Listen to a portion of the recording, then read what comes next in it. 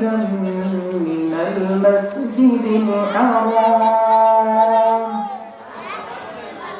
من المسجد الحرام إلى المسجد الأقصى الذي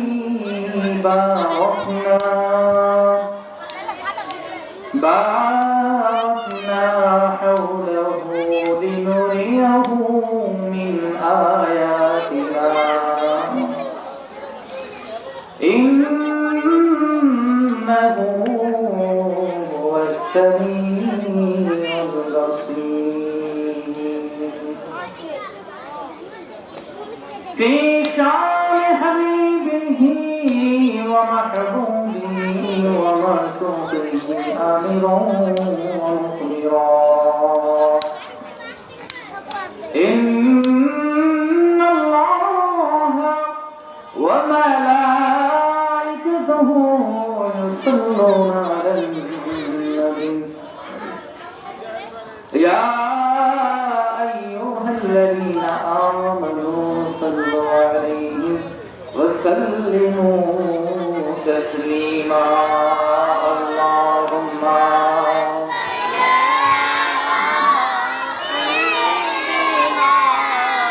مولانا محمد وعلى آل سيدنا إكرام بوقتين كل بولي اللهم صل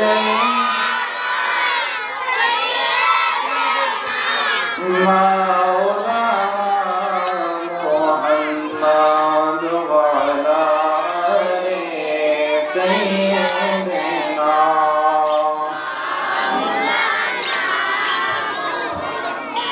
محبته পড়েন দুরূদ ও মুমিন ভাই বসিয়া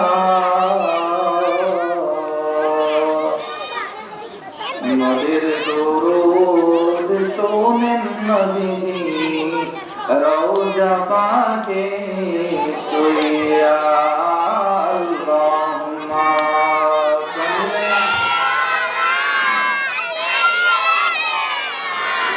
مولانا محمد وعلى آل سيدنا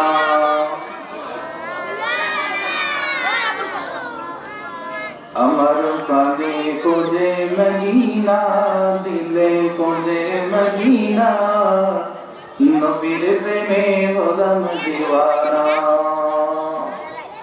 আমরা নাচ শেষ করতে পারিনি, সবাই বলবো ইনশাআল্লাহ একসাথে। আমার প্রাণে খোঁজে মদিনা দিলে খোঁজে মদিনা নবীর প্রেমে হলাম দিওয়ানা।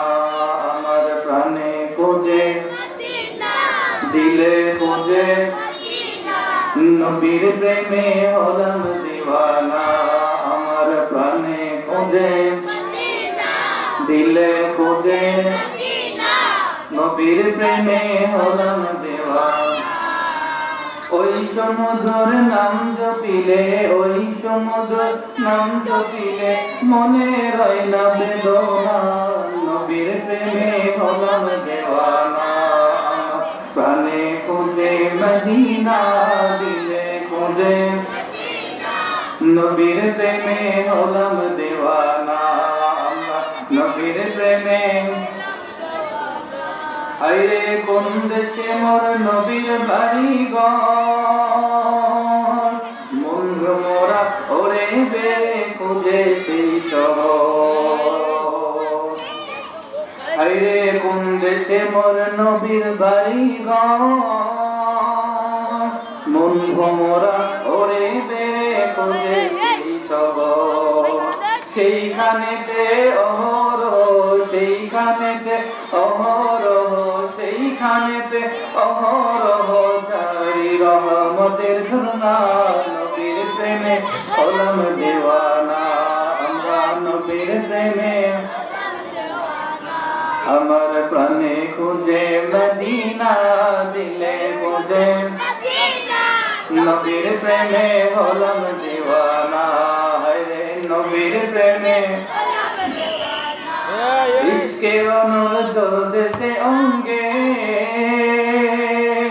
নাহি পাওয়ার ভয়ে চিন্তা নদী তরঙ্গে নাহি পাওয়ার ভয়ে চিন্তা মনে তরঙ্গে হায়রে এই কাঙ্গালের আকুল গঙ্গে এই কাঙ্গালের আকুল গঙ্গে বাসাই প্রেমের সফিনা নবীর প্রেমে হলাম দেওয়ানা আমরা নবীর প্রেমে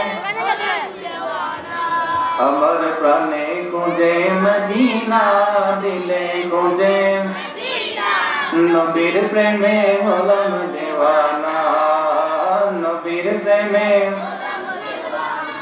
হায়রে ওই সমুদ্র নাম জপিলে ওই সমুদ্র নাম জপিলে মনে রয় না দেওয়ানা নবীর প্রেমে হলাম দেওয়ানা আমার প্রাণে মদিনা দিলে গোজে নবীর প্রেমে আল্লাহুম্মা সাল্লি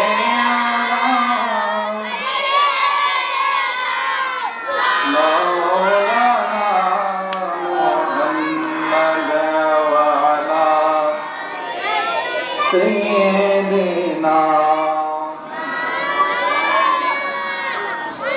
بسم الله الله الله الله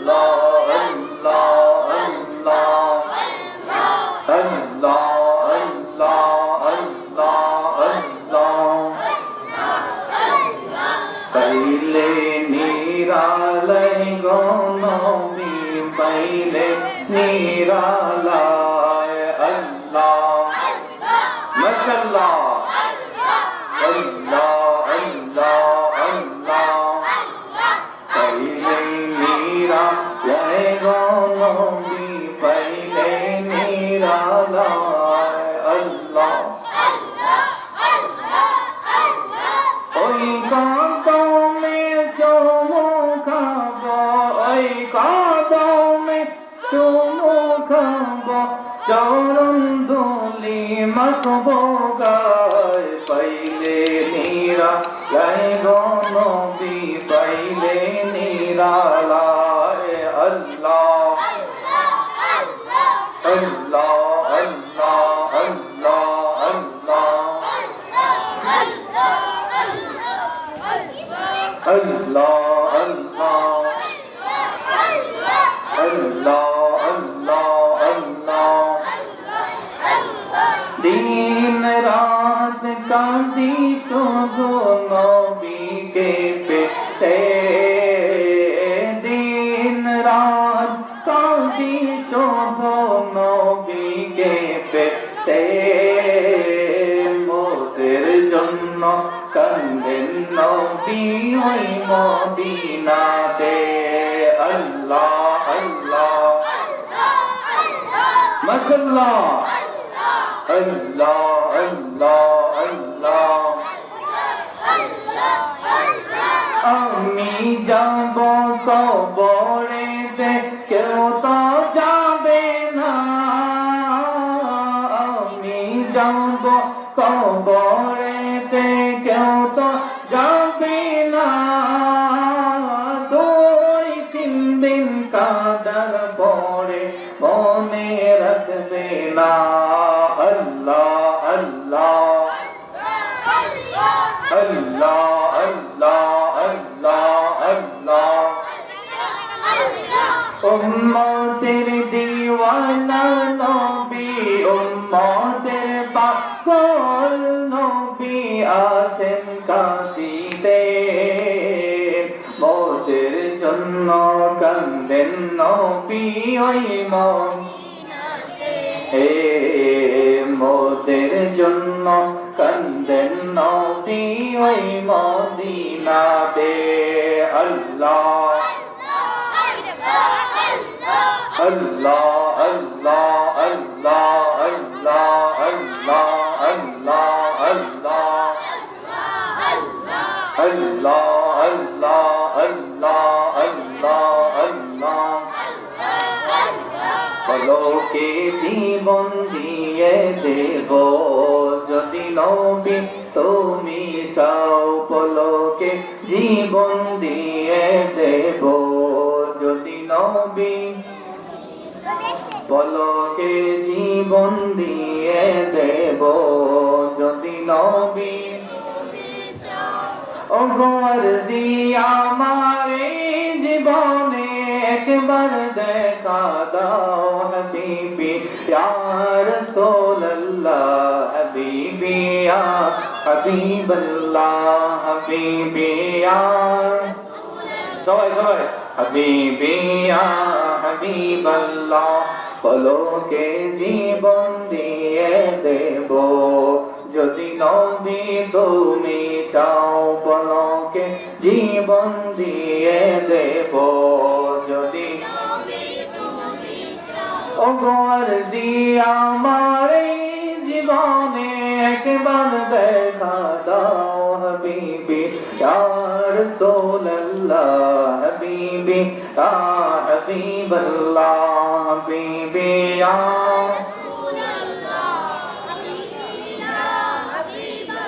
লা ইলাহা ইল্লাল্লাহ মুহাম্মাদুর রাসূলুল্লাহ সাল্লাল্লাহু আলাইহি ওয়াসাল্লাম।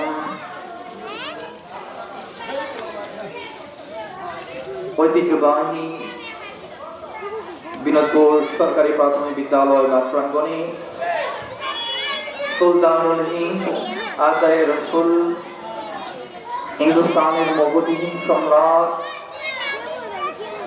খাজা খান খাজা গরিবে নওয়াজ খাজা মঈনুদ্দিন চিশতি সঞ্জরি আজমিরি রহমতুল্লাহ আলাইহি ওয়ার স্মরণে 2 দিন ব্যাপী 6ষ্ঠতম পবিত্র ওরস মোবারক উপলক্ষে ওয়াজ ও দোয়ার মাহফিলে সম্মানিত সভাপতি মোহাম্মদ কাইয়ুম দেওয়ান কারণ এবং আজকের মাহফিলের প্রধান বক্তা প্রধান অতিথি যিনি আমাদের মাঝে তাশরীফ আনবেন হাফেজ কারি মাওলানা ফুয়াদ আল-মাহদি আল-ফারুকী ইমাম ও খতিব ফরিদাবাদ জামে মসজিদ। প্রথম দিনের বক্তা যিনি ছিলেন, আজকের মাহফিলে যিনি মঞ্চ আলোকিত করবেন প্রধান বক্তা আল্লামা শায়খ মুফতি সৈয়দ মুখতার রাজা মাসুমি ফয়েজ আল উসমানী সুলতানি খতিব নূর আমিন বাইতুল রিয়াজ জামে মসজিদ জুরাইন ঢাকা। মঞ্চে উপবিষ্ট অত্র এলাকার সম্মানিত ব্যক্তিবর্গ এবং অত্র স্কুলের সম্মানিত সাবেক প্রধান শিক্ষক, আমার সামনে উপবিষ্ট ছোট ছোট প্রতিগাতা মাসুম বাচ্চারা, মুরব্বী বাবারা, যুবক ভাইরা, পর্দার অন্তরালের মা ও বোনেরা, সকলকে আমার হৃদয়ের গভীর থেকে সালাম জানাচ্ছি। আসসালামু আলাইকুম ওয়া রাহমাতুল্লাহি ওয়া বারাকাতুহু। ওয়ালাইকুম আসসালাম ওয়া রাহমাতুল্লাহি ওয়া বারাকাতুহু। আপনারা খুশি না বেজার? খুশি। আপনাদেরকে দেখে তো মনে হচ্ছে আপনারা অনেক বেজার। খুশি।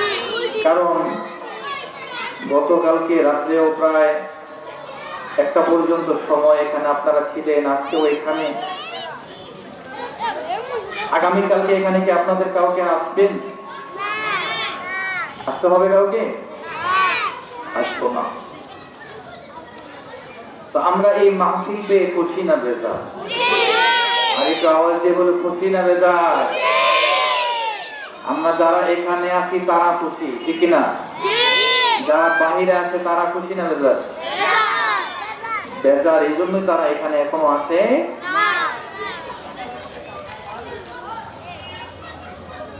আল্লাহ পাক রব্বুল আলামিন ওনার দরবারে আমরা সর্বপ্রথম শুকরিয়া আদায় করি যে মহান আল্লাহ পাক রব্বুল আলামিন আমাদেরকে সৃষ্টি করেছেন, যিনি আমাদের সৃষ্টিকর্তা, যিনি আমাদের রিজিক দাতা, যিনি আমাদের হায়াতের মালিক, মৌতের মালিক, যার আপন হাতে আমাদের রূহ রয়েছে, সে মহান আল্লাহ পাক রব্বুল আলামিন ওনার দরবারে সর্বপ্রথম আমরা শুকরিয়া আদায় করে নিই, যিনি আমাদেরকে নেক হায়াত দান করেছেন। আজকের এই মাহফিলে আসার, বসার, দরুদ শরীফ সহ বিভিন্ন আমল করার যে সুযোগ দান করেছেন, এই জন্য আমরা সকলে একবার সর্বোচ্চ আওয়াজে একত্রিত কণ্ঠে শুকরিয়া আদায় করে বলি আলহামদুলিল্লাহ। আলহামদুলিল্লাহ আওয়াজে বোঝা যায় আপনারা এখনো বেজার আছেন। এখনো কি বেজার আছেন আপনারা? তাহলে আলহামদুলিল্লাহর আওয়াজ ছোট হবে না বড় হবে? আরেকবার বলি আলহামদুলিল্লাহ। এবার ঠিক আছে। আমি যতক্ষণ পর্যন্ত আলোচনা করব, কথা বলবো, এর মধ্যে কোনো কথা বলা যাবে না। এই যে যারা এখানে যে কথাবার্তা বলতেছে, দুষ্টামি করতেছে, এদেরকে একটু থামিয়ে বসিয়ে দিন এখানে।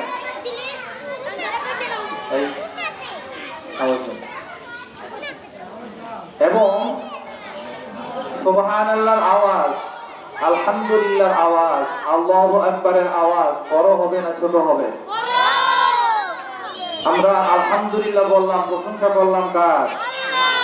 আরেকটু আওয়াজ দিয়ে বলি কার? এবং প্রশংসা সর্বদা করবো কার? আল্লাহ। এবং আরো শুকরিয়া আদায় করে নিই, যিনি সাইয়্যিদুল মুরসালিন, ইমামুল মুরসালিন, খাতামুন নবিয়্যিন, রাহমাতাল লিল আলামিন, নূরুন আলা নূর, নূরে মুজাসসাম হাবিবুল্লাহ হুজুর পাক সাল্লাল্লাহু আলাইহি ওয়াসাল্লাম, ওনার প্রতি যে আল্লাহ পাক রব্বুল আলামিন আমাদেরকে ওনার উম্মতের অন্তর্ভুক্ত করেছেন, এই জন্য আমরা আরো একবার শুকরিয়া আদায় করি, বলি আলহামদুলিল্লাহ। আমি বেশিক্ষণ আলোচনা করব না, কারণ আমার পরে বিশেষ বক্তা হিসেবে রয়েছেন পীরজাদা মুফতি মোহাম্মদ আব্দুল সালাম বিপ্লবী সাহেব, এবং প্রধান বক্তা তিনিও রয়েছেন। যতটুকু সময় পাই আমরা চেষ্টা করব কোরআন এবং হাদিস থেকে আলোচনা করার জন্য। আমি আমার আলোচনার বিষয়বস্তু যেটা নিয়েছি, যেহেতু রজব মাস এবং আমাদের সামনে একটি গুরুত্বপূর্ণ একটি দিন আসতেছে, যে দিন এবং রাত এই মাসের মধ্যে অন্যতম শ্রেষ্ঠতম দিন এবং রাত, সুবহানাল্লাহ। সেই দিন এবং রাত হচ্ছে লাইলাতুল মেরাজ। লাইলাতুল মেরাজ এটা আমাদের মাঝে আসতেছে, ঠিক কিনা? ইনশাআল্লাহ আগামীকাল দিবাগত রাত্রি হচ্ছে লাইলাতুল মেরাজের রাত, সুবহানাল্লাহ। এই রাত আল্লাহ রাসূল সাল্লাল্লাহু তাআলা আলাইহি ওয়া আলিহি ওয়াসাল্লাম আল্লাহ পাক রব্বুল আলামিন ওনার সাথে দিদার করেছেন, সুবহানাল্লাহ। জান্নাত দেখেছেন, জাহান্নাম দেখেছেন, জান্নাতের মধ্যে যে নিয়ামত রয়েছে সেটা দেখেছেন, সাত আসমান দেখেছেন, বাইতুল মামুর দেখেছেন।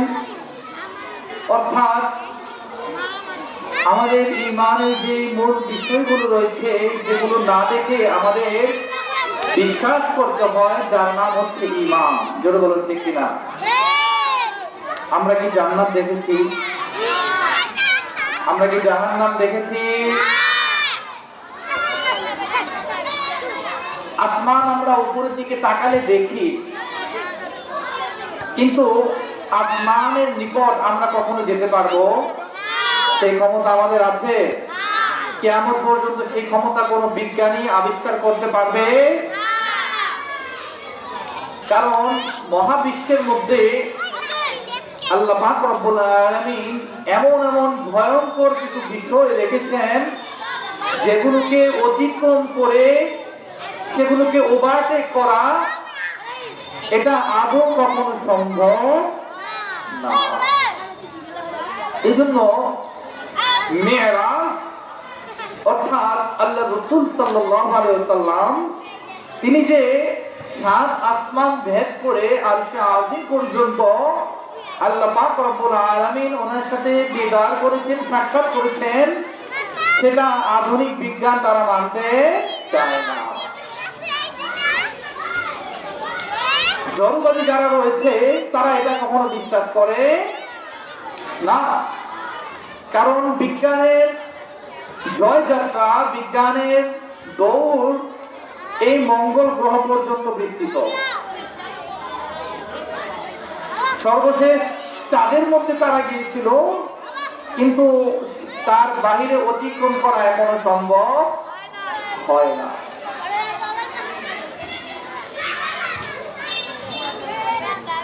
মাহফিল কমিটি কারা আছে? কেউ আছেন এখানে মাহফিল কমিটি? মাহফিলের সৌন্দর্য রক্ষার জন্য এই যে বাচ্চাগুলো পিছনে দৌড়াদৌড়ি করতেছে, তাদেরকে একটু ঠান্ডা করার প্রয়োজন,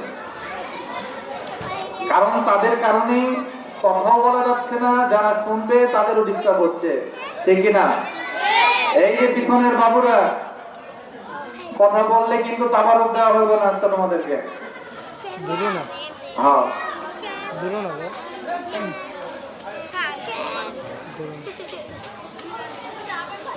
যে আয়াতে কারিমা তেলাওয়াত করেছিলাম, আল্লাহ পাক রব্বুল আলামিন কোরআনে পাকের মধ্যে একটি সূরা নাযিল করেছেন। সেই সূরা 15 নম্বর পারার প্রথম পৃষ্ঠা 1 নম্বর আয়াতের মধ্যে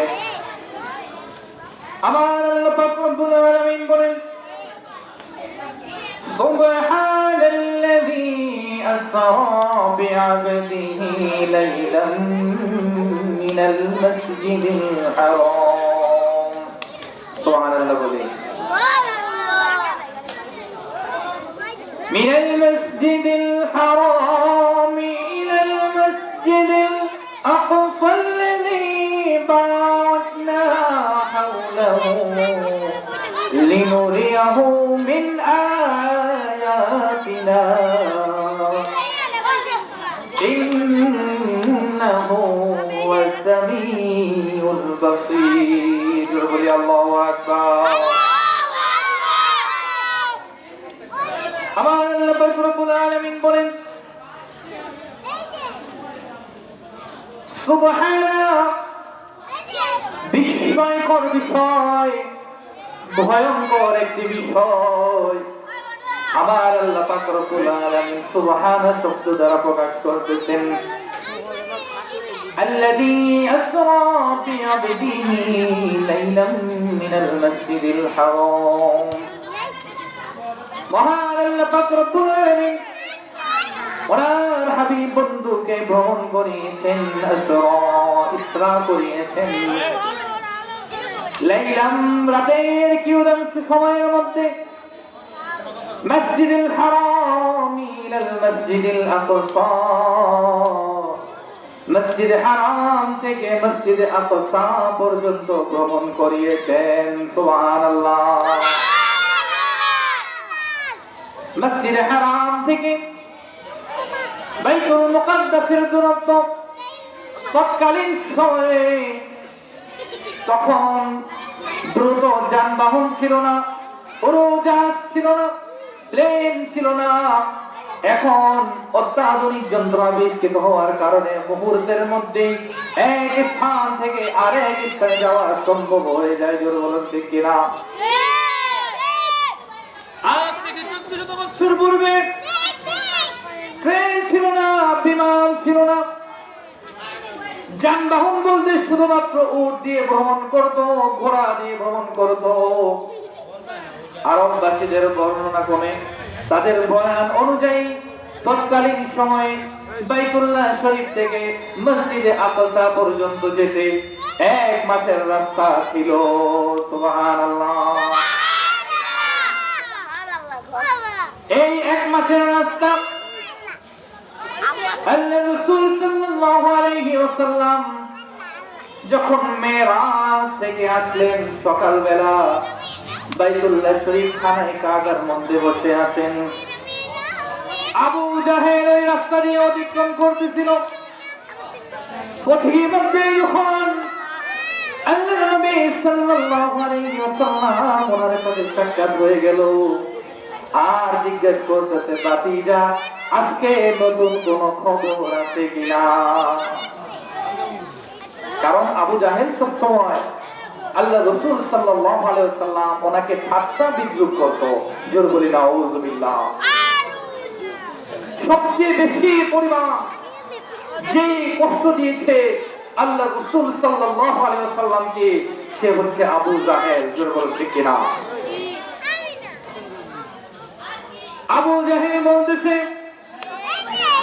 ও ভাতিজা, সে তো আল্লাহর নবী বলে স্বীকার করে না, আল্লাহ রাসূল সাল্লাল্লাহু আলাইহি ওয়াসাল্লাম বলে ঈমান আনে না, মানে না। বলতেছে, ভাতিজা আজকে নতুন কোন খবর আসেনি, নতুন কোন খবর থাকলে শোনাও। তুমি তো এক এক দিন এক এক কিছু বলো, তোমার কথাগুলো দেখলে মনে হয় তুমি অনেক বড় জাদুঘর। আজকে এমন কোন তথ্য আছে কিনা? আল্লাহ রাসূল সাল্লাল্লাহু আলাইহি ওয়াসাল্লাম বললেন, হ্যাঁ, আজকে নতুন একটা খবর আছে, নতুন একটা সংবাদ আছে। কি খবর আমাকে একটু বলা যাবে কিনা, বলো দেখি। আল্লাহ রাসূল সাল্লাল্লাহু আলাইহি ওয়াসাল্লাম বললেন, আজকে রাত্রিবেলা আমি বাইতুল মুকাদ্দাস গিয়ে সেইখানে গিয়ে 2 রাকাত নামাজ আদায় করেছি। সুবহানাল্লাহ। আপনারা মনে আবার বেজার হয়ে গেছেন? বেজার হয়েছেন নি আবার? সুবহানাল্লাহর আওয়াজটা বড় হবে। সুবহানাল্লাহ বলেন আবার। অ্যাটেনশন এদিকে, আমার দিকে একেবারে খেয়াল। আবু জাহেলের মাথার মধ্যে মনে হয় আসমান ভেঙে পড়লো। বলো কি, বাইতুল্লাহ শরীফ থেকে মসজিদে হারামের দূরত্ব প্রায় 1 মাসের রাস্তা। এক রাত না, রাতের কিছু সময়ের মধ্যে কেমন করে তুমি সেই বাইতুল মুকাদ্দাসের মধ্যে গিয়ে সেইখানে গিয়ে নামাজ আদায় করলা, আবার এইখানে চলে এসেছো। যেখানে যেতে লাগে 1 মাস, আসতে লাগে 1 মাস। 2 মাসের রাস্তা তুমি 1 রাতের মধ্যে কেমন করে অতিক্রম করেছো? আমার তো তোমার এই কথা বিশ্বাস হচ্ছে না। আপাত দৃষ্টিতে দেখলে এই জিনিসটা আমাদেরও বিশ্বাস হবে না। আমি যদি এই মুহূর্তে বলি, মাগরিবের নামাজ পড়ে আমি ঢাকা গিয়েছিলাম, ঢাকা থেকে এসে আমি এশারের নামাজ এখানে পড়েছি, এই কথা বললে আপনারা কি বিশ্বাস করবেন? বিশ্বাস হওয়ারই কথা না। আমি একটা এক্সাম্পল দিই, একটা উদাহরণ দিলে আপনি মুহূর্তের মধ্যেই বুঝতে পারবেন। এই যে আমার হাতে একটা মোবাইল আছে, আসেনি, দেখা যায়নি, এটার নাম কি? মোবাইল। এটার নাম কি? বাতন। বাতন জানো? এই যে মোবাইল আধুনিক যুগের অন্যতম একটা সেরা আবিষ্কার। পৃথিবীর যত বিষয় রয়েছে এই হাতের মুঠোয়, সমগ্র বিশ্বটা আমার হাতের মধ্যে আছে। জোরে বলো ঠিক কিনা? আমার গাউসে পাক আব্দুল কাদের জিলানী আল হাসানি ওয়াল হুসাইনি রাদিয়াল্লাহু তাআলা আনহু তিনি বলেন, তিনি ইরশাদ করেন, বুনিয়াতুত তালিবিন কিতাবের মধ্যে তিনি বলেন, নাযারতু বিলাদিনা, আমার আল্লাহ পাক রব্বুল আলামিন এমন ক্ষমতা দিয়েছেন আমাকে, আমার হাতের তালুর মধ্যে আমি সমগ্র বিশ্বটাকে দেখতে পাই। সুবহানাল্লাহ। আমার হাতের তালুর মধ্যে সমগ্র বিশ্বটাকে আমি দেখতে পাই। ও ভাইরা, বন্ধুরা, এই কথাটা যদি আমি এক দৃষ্টিতে দেখি, হাতের তালুর মধ্যে তো বিশ্বটা দেখা সম্ভব না, কিন্তু আমাদের কাছে এখন এই বিষয়গুলো একেবারে স্পষ্ট হয়ে গিয়েছে। আল্লাহ পাক রব্বুল আলামিন আমাদের কাছে সবকিছুই সম্ভব করে দিয়েছেন, জোরে বলুন ঠিক কিনা। এই যে মোবাইল, এই মোবাইলের মাধ্যমে আমি একটা আমেরিকার মধ্যে কোন এক লোকের কাছে, আমার এক ফ্রেন্ডের কাছে যদি কল দেই, কয়েক সেকেন্ডের মধ্যে আমার কলটা সেই জায়গার মধ্যে চলে যাবে, জোরে বলুন ঠিক কিনা। ভিডিও কল দিলাম আমি আমার বন্ধুকে, সে আমাকে সেখান থেকে দেখতে পায় কি পায় না, আমিও তাকে দেখতে পাই, তিনিও আমাকে দেখতেছেন, আমিও তাকে দেখতেছি, জোরে বলুন ঠিক কিনা। কিন্তু আমি বাংলাদেশের জমিনে, আর বন্ধু আমেরিকার জমিনে এত দূরে থাকার পরেও আমি আমার বন্ধুর সাথে এই সামান্য একটা আধুনিক প্রযুক্তি, আধুনিক একটা মোবাইলের মাধ্যম দিয়ে আমি আমার বন্ধুর সাথে কনভারসেশন করতে পারছি দেখার মাধ্যমে। আমার আল্লাহ পাক রব্বুল আলামিন হাদিসে কুদসির মধ্যে আউলিয়া ইকরাম রাহমাতুল্লাহি আলাইহি ওনাদের ক্ষমতা সম্পর্কে বলেন, আমার ওলিরা যখন আমার একেবারে নিকট হয়ে যায়, একেবারে নৈকট্য হয়ে যায়, আমার বন্ধু আমি যাকে বানায় আনি, ওই ব্যক্তির যখন চোখ তার আপন চোখ দিয়ে যখন তাকায়, তার নিজের চক্ষু দিয়ে দেখে না, আমি আল্লাহ পাক রব্বুল আলামিন ওনার কুদরতি চোখ দিয়ে তারা দেখে, জোরে বলেন সুবহানাল্লাহ। এদিকে আর সুবহানাল্লাহ বলে নাই। আপনাদের কি জবান আছে না নাই? এই যে আপনাদের কি বলতেছি নিতে খবর নাই, বিষয়টা কি ক্লিয়ার হয়েছে? আমার আল্লাহ পাক রব্বুল আলামিন চাইলে সবকিছুই সম্ভব, জোরে বলছে কিনা। বিজ্ঞানীদের এই আবিষ্কার আর এর চাইতে আরো অনেক বড় আবিষ্কার হচ্ছে আল্লাহর ওলিদের কাছে, জোরে বলুন ঠিক কিনা। তারা এই জায়গার মধ্যে বসে আপন চক্ষু মুবারক বন্ধ করে আর 4 দিন পর্যন্ত লৌহে মাহফুজের মধ্যে কি রয়েছে সেটাও ওনারা দেখতে পান। সুবহানাল্লাহ। আরে বলতে বলি সুবহানাল্লাহ। যেটা বলতেছিলাম অতি প্রাকৃতিক বিষয়, আপাত দৃষ্টিতে দেখলে এটা সহজ না, কঠিন মনে হয়, ওই কঠিন বিষয়টা আল্লাহর ওলিদের কাছে সহজ। আর তাই সেই তো বেশি সহজ হচ্ছে আমার প্রিয় নবীজির কদম মুবারকের মধ্যে, জোরে বলি সুবহানাল্লাহ। আল্লাহ পাক রব্বুল আলামিন ওনার হাবিব সাল্লাল্লাহু আলাইহি ওয়াসাল্লাম যে যত মুজিজা দিয়েছেন, ওনার হায়াতে জিন্দেগীর মধ্যে প্রায় 24,000 মুজিজা দিয়েছেন। এই 24,000 মুজিজাকে একত্রিত প্যাকেট করে দিয়েছেন ওই লাইলাতুল মিরাজের রজনীর মধ্যে, জোরে বলি সুবহানাল্লাহ। ও গো কামলিওয়ালা তুমি মদিনাওয়ালা, ও গো কামলিওয়ালা তুমি, সবাই বলে না ও গো কামলিওয়ালা তুমি মদিনাওয়ালা, ও গো কামলিওয়ালা তুমি, তোমারই জন্যে জগৎ উজালা, কামলিওয়ালা তুমি মদিনাওয়ালা, ও গো কামলিওয়ালা তুমি, তুমি প্রাণের নবী, তুমি দেনের ছবি, তুমি প্রাণের নবী, তুমি দেনের ছবি, তুমি প্রাণের নবী, তুমি দেনের, তুমি যে নূরে মুজাসসাম সাল্লি আলা কামলিওয়ালা তুমি মদিনাওয়ালা, তুমি কামলিওয়ালা তুমি,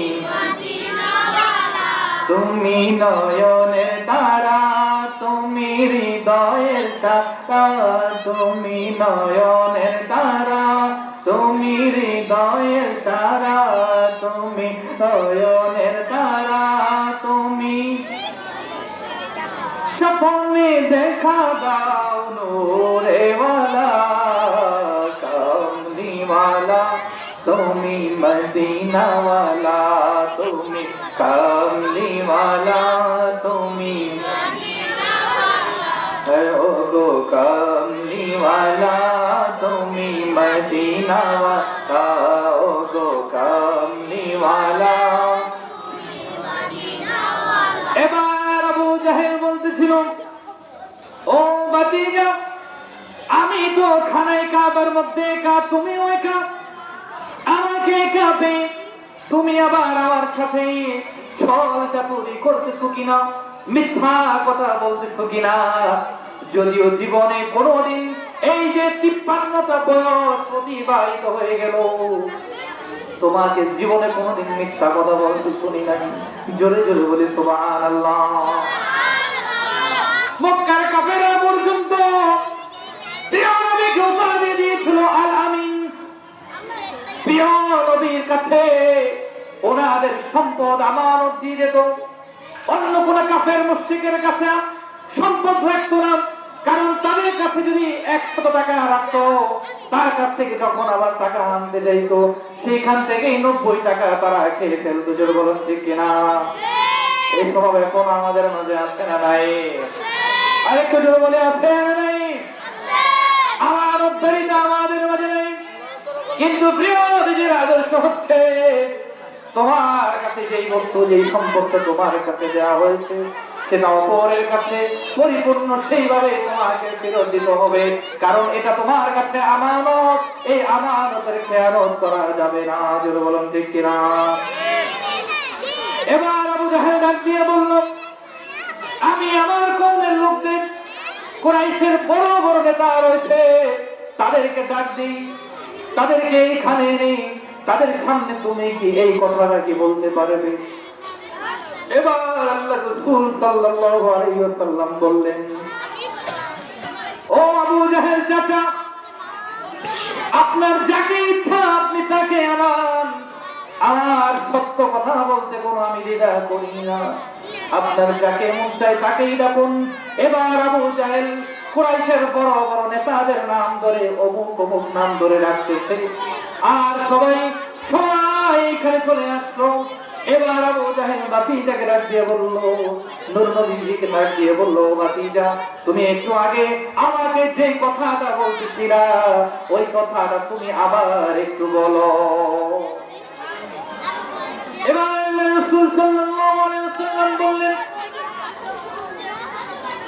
কথার পুরাণ নয়, নতুন কোন কথা নয়, আপনাকে আগে যেটা বলেছি এখন সেটাই বলতেছি।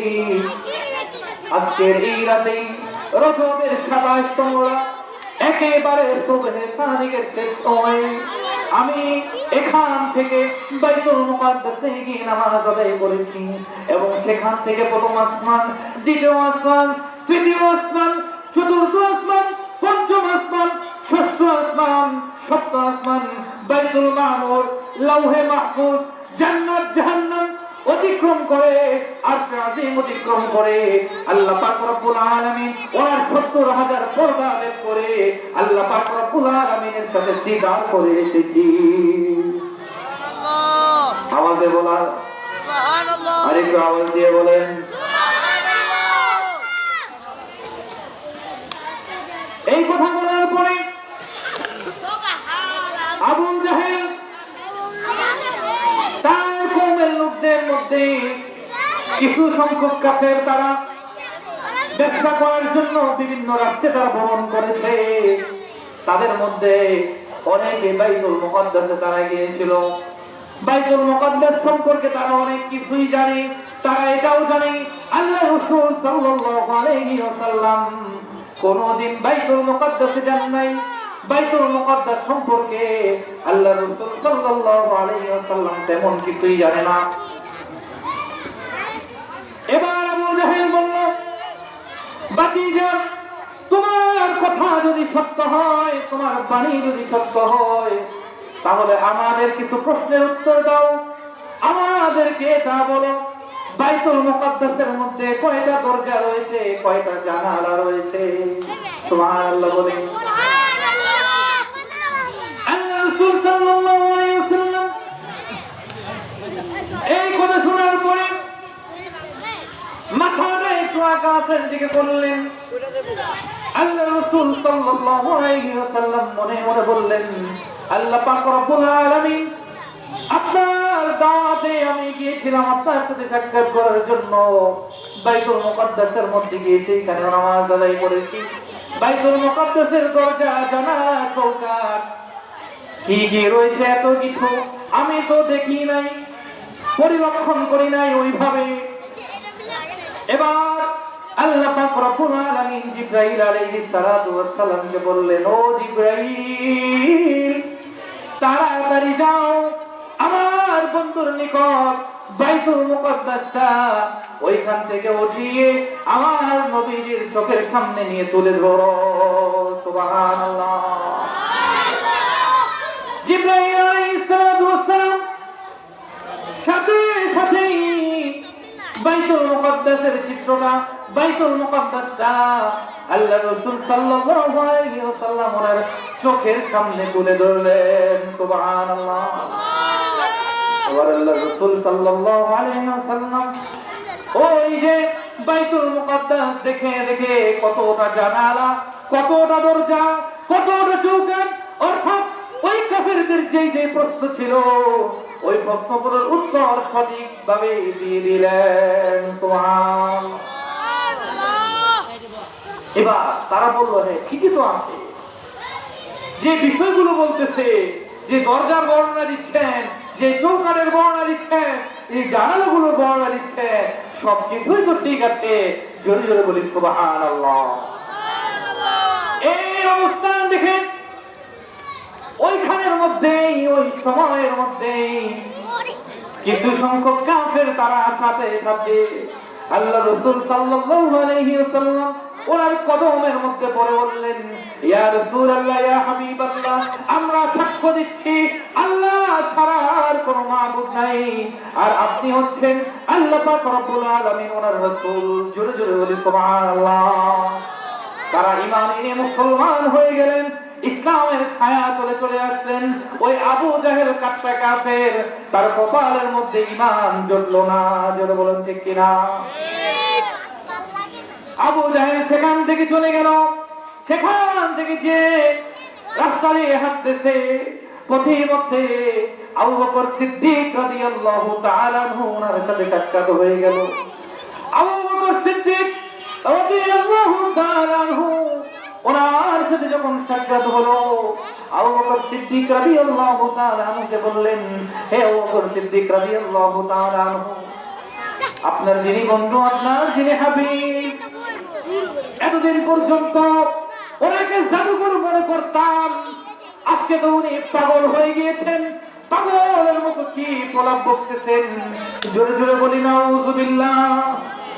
আল্লাহ রাসূল সাল্লাল্লাহু আলাইহি ওয়াসাল্লামকে পাগল বলে গালি দিত কাফেররা, দুশমনের রাসূলেরা।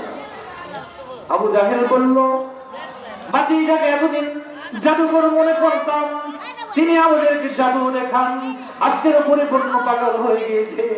এবার আবু বকর সিদ্দিক রাদিয়াল্লাহু তাআলা আনহু তিনি বললেন, কি হয়েছে আমাকে আগে বলুন, কি হয়েছে, সত্য কথা বলবেন। এবার আবু জাহেল ডাক দিয়ে বলে, হে আবু বকর সিদ্দিক রাদিয়াল্লাহু তাআলা আনহু, আপনার বন্ধু আল্লাহ রাসূল সাল্লাল্লাহু আলাইহি ওয়াসাল্লাম তিনি আজকে রাতে নাকি বাইতুল মুকাদ্দাসে গিয়ে 2 রাকাত নামাজ আদায় করে সেখান থেকে আল্লাহ পাক রব্বুল আলামিনের সাথে সাক্ষাৎ করে আবার দুনিয়ার জমিনে চলে এসেছে। সুবহানাল্লাহ। কান্দায়ও না ও নবীজি, বুকে নাও আমায়, কান্দায়ও না ও নবীজি, বুকে নাও আমায়, কিছু চাই না শুধু মাত্র তোমায় আমি চাই। নবী কি চাই কি চাই না? সবাই চাই। তাহলে একটা জবান বন্ধ রাখবেন না, সবাই বলি, কান্দায়ও না ও নবীজি, বুকে নাও আমায়, কান্দায়ও না ও নবীজি, কিছু চাই না শুধু মাত্র তোমায় আমি চাই, কিছু চাই না শুধু মাত্র তোমায় আমি তুমি যদি আমার হও দিব উপহার জীবনটা আমার, তুমি যদি আমার হও দিব উপহার আমার জীবনটা আমার। তুমি চাইলে চলে যাব, তুমি চাইলে চলে যাব, যেথাও নাও সেথায়, কিছু চাই না শুধু মাত্র তোমায় আমি চাই, শুধু কিছু চাই না শুধু মাত্র তোমায় আমি। আল্লাহুম্মা সাল্লি আলা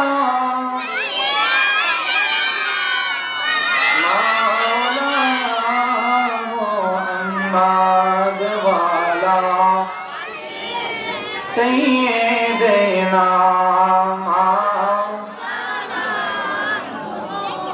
محمد اللهم صل مولانا محمد वाला सैयदना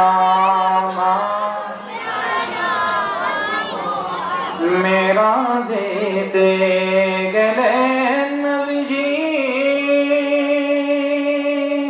बुरा के सावर होया, बिना पर्दाए प्रेमेर आलाप करलेन महबूबेर दीदार। अल्लाहुम्मा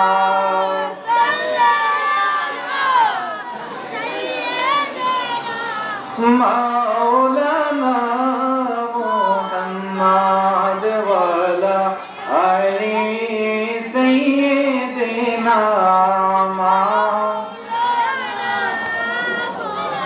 আমরা সবাই বলি খুশি না বেজা? নারে তাকবীর, নারে রিসালাত, নারে রিসালাত।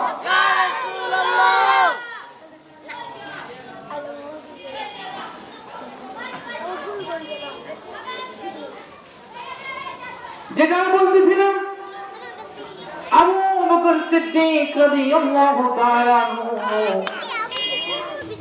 ওনাকে যখন আবু জাহেল বলল আল্লাহর রাসূল সাল্লাল্লাহু আলাইহি ওয়াসাল্লাম মেরাজ করেছেন, বাইতুল মুকাদ্দাসে গিয়ে 2 রাকাত নামাজ আদায় করে আবার এখানে চলে এসেছেন, এবার আবু জাহেলের বিশ্বাস হলো না আল্লাহর রাসূল সাল্লাল্লাহু আলাইহি ওয়াসাল্লামের জবান মুবারকের কথা। কিন্তু আবু বকর সিদ্দিক রাদিয়াল্লাহু তাআলা আনহু ওই সময়ে তখন পর্যন্ত আল্লাহর রাসূল সাল্লাল্লাহু আলাইহি ওয়াসাল্লামের দরবারে যান নাই।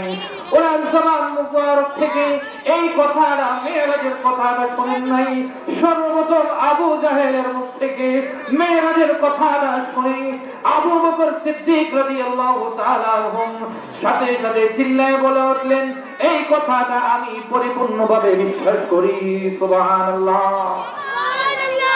ইমানদার তো আবু বকর সিদ্দিক, ইমানদার হলে তো আবু বকর সিদ্দিক রাদিয়াল্লাহু তাআলা আনহু ওনার মতই হতে হবে।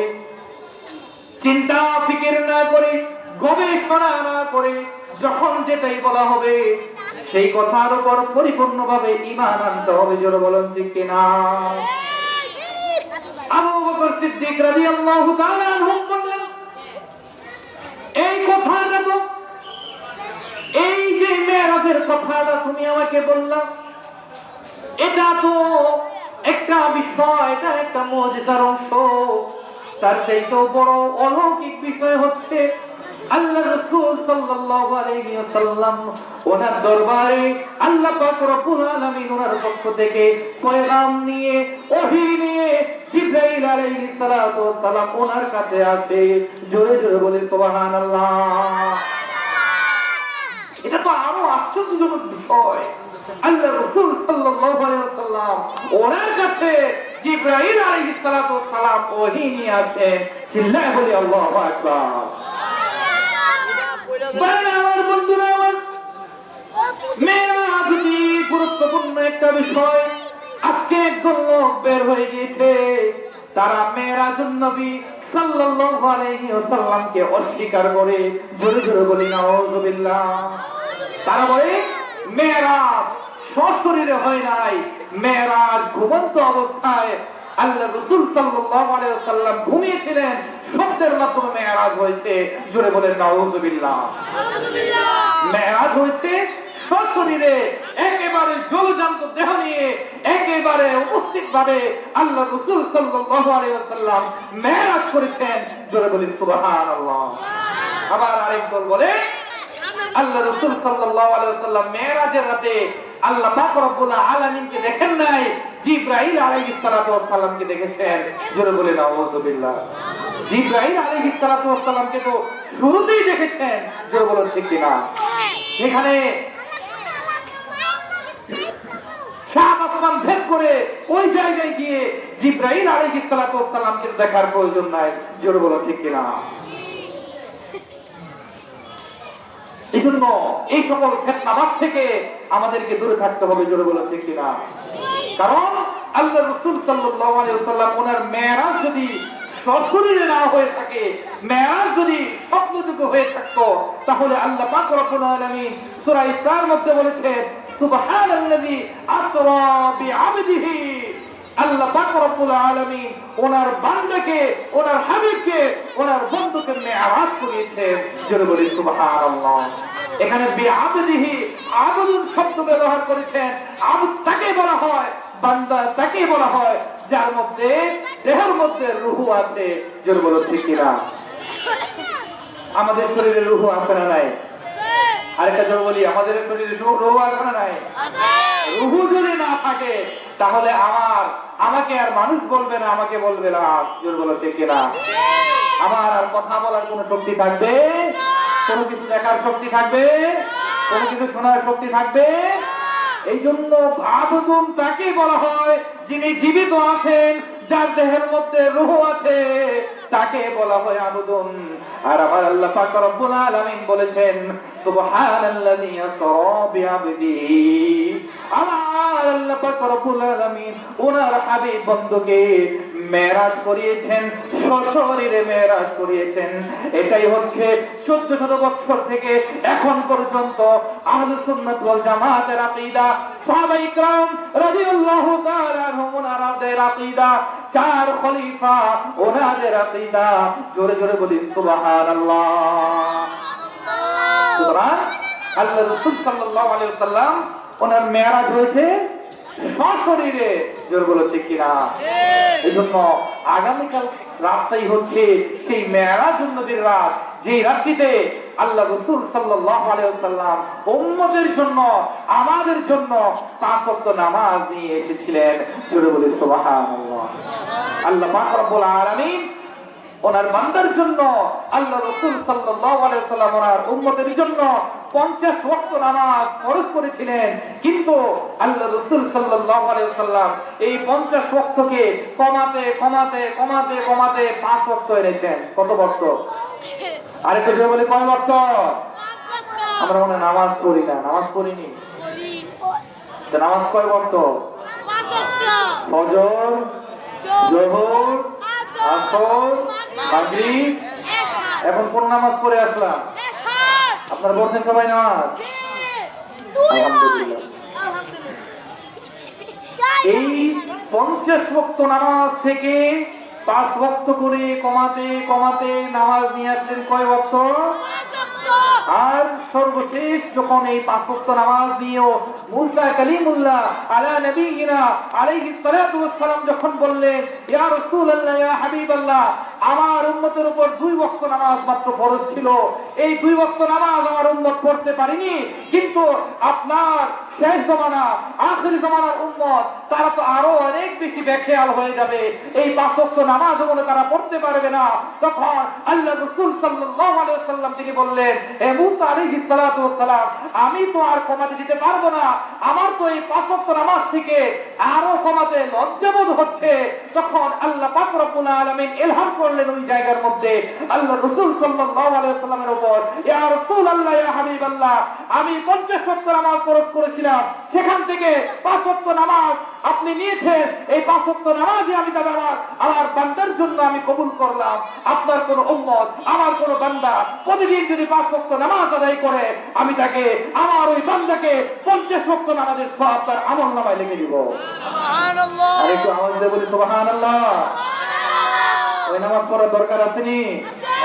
সবাই বলবো ইনশাআল্লাহ।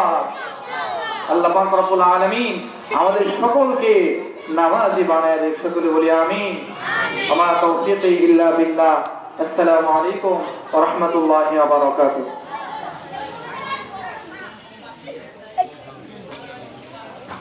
আলহামদুলিল্লাহ, এই পর্যায়ে আপনাদের সামনে কোরআন এবং হাদিস থেকে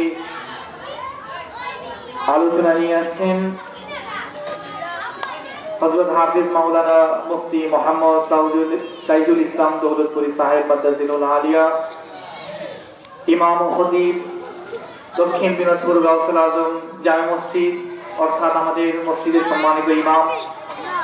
আমি হুজুরকে ওনার মূল্যবান আলোচনা পেশ করার জন্য বিনীতভাবে অনুরোধ করছি।